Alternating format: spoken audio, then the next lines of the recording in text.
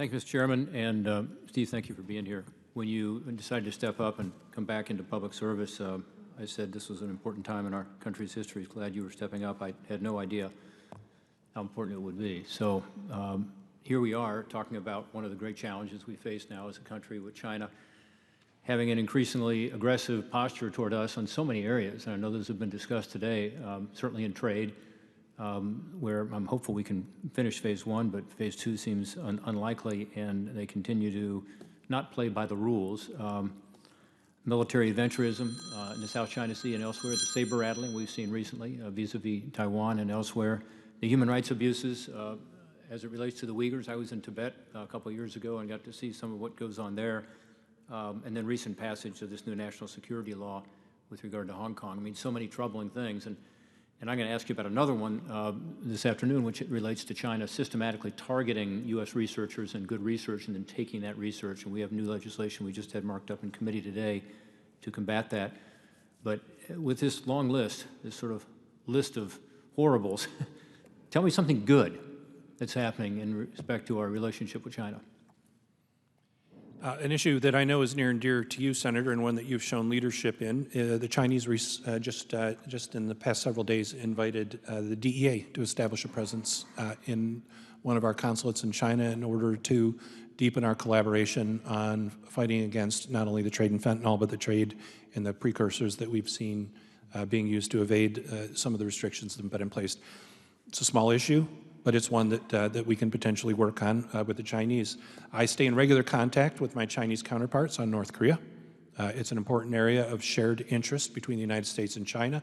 I wouldn't say that they're completely faithful in fulfilling their responsibilities under the international sanctions regime, but still they do generally push in the right direction, and it is an area at least where we can have discussions.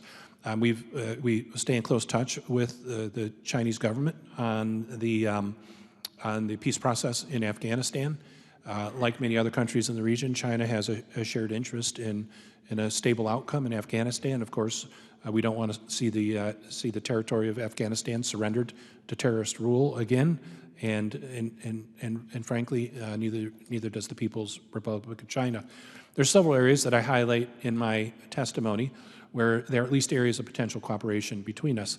I will say, Senator, that my 16-page testimony had to be cut back by 1/3, and in doing so, we had to remove a litany of the issues that you have raised, and many of them still are enumerated there. It is a long list and a formidable challenge, a generational challenge that we face with China. And notwithstanding these smaller areas of cooperation that I've highlighted, we have an enormous task ahead of us to turn back the challenge from China. Well, I agree, and the challenge is only growing every day as I see it, and that's one reason I wanted to ask you about some of the positive lines of communication that we do have open with China. It's important to have that.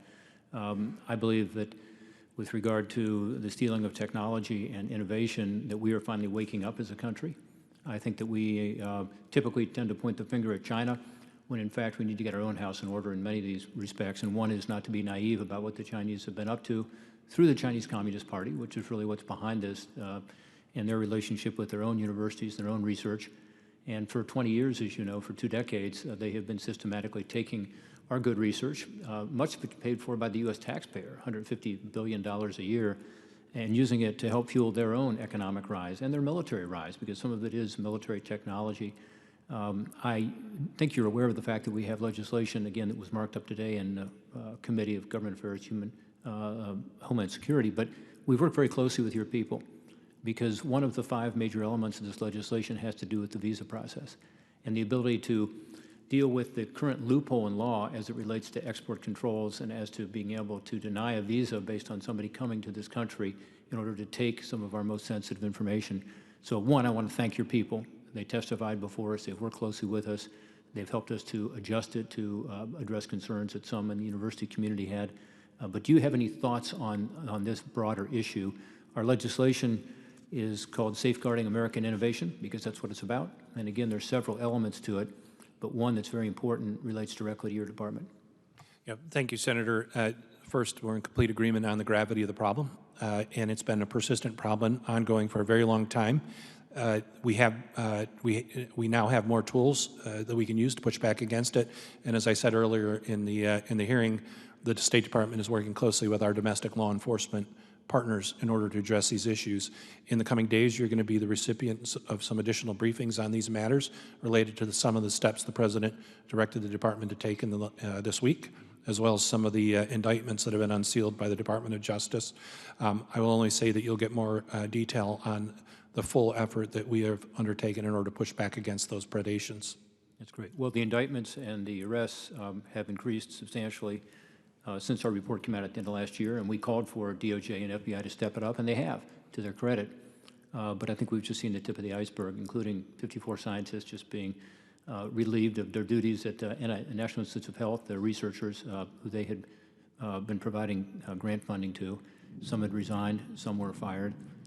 We have countless examples now, including my own state of Ohio, of people who have a, shall we say, a conflict of commitment, taking millions of dollars from China, taking millions of dollars from the U.S. taxpayer, not revealing the Chinese money, setting up replicate labs in China, taking the research, taking the innovation, really leapfrogging us by taking advantage of our relatively open research enterprise. So we appreciate your work on that. And again, thanks to the State Department, Visa folks for working with us on an important element of that legislation to counter this.